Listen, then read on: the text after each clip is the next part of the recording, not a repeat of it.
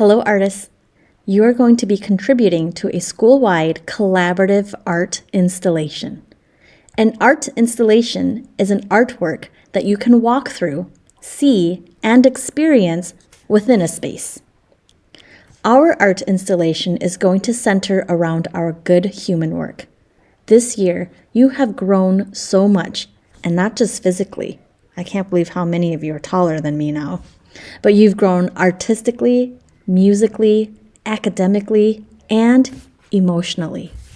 We are so proud of how much you've learned this year in and out of the school building, and we want to show our community through an art installation. We are going to create an EDW garden, and you are going to contribute a flower to our good human garden. Your teacher will guide you in what you will write in the center of your image. And I'm going to give you some tips and ideas on how to create your flower. These are the materials that will be provided for you. A template.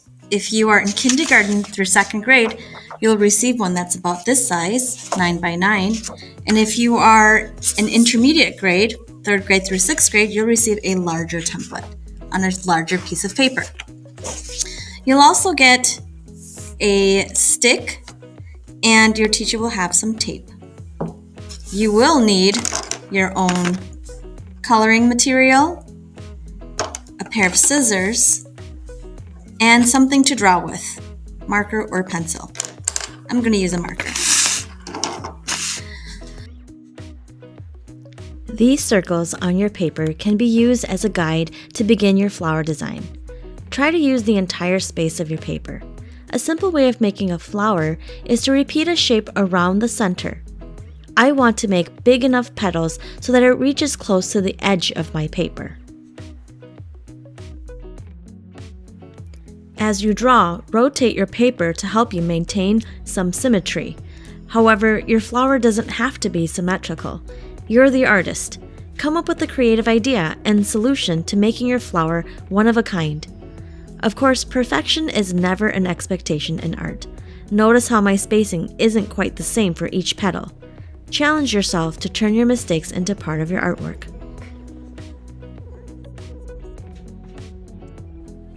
Continue to add more details. I like to repeat lines and shapes to create a pattern. Human eyes are always drawn to patterns. Think about special lines and shapes and symbols for you. This heart detail is special to me. It is a symbol that Hmong people put in their embroidery and traditional clothing, so I added it to my flower design.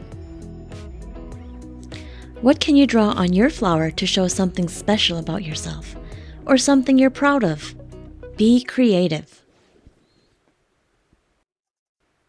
Creating similar details throughout your design is called a motif. I had a swirl line in the heart shape, and I'm going to make another swirl detail on the petals. This helps guide the viewer's eyes all around the flower.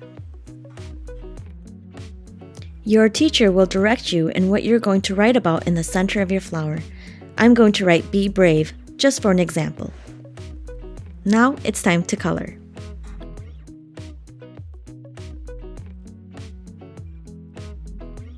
Now that I've completed my coloring, I'm ready to cut out my one-of-a-kind flower. If cutting is challenging, you can always create a flower that has a simpler edge, like this one I did here. It still has a lot of interesting details. If I didn't have the circle outline, I would have had to cut all the triangular edges, and that would have been a little difficult. But I know there are many of you who are always up for a challenge.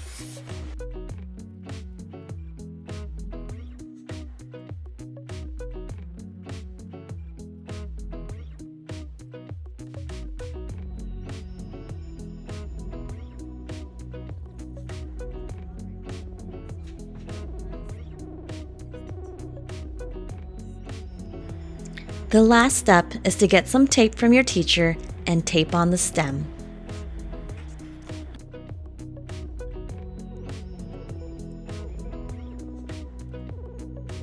Your stem will support the paper flower, so make sure to tape the stem along the center.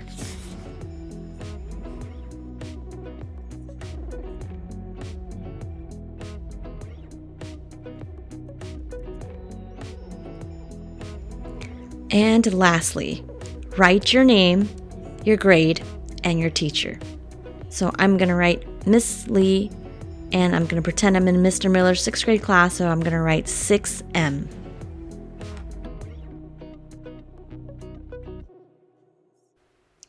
All that's left now is to plant your beautiful and unique flower in our good human garden.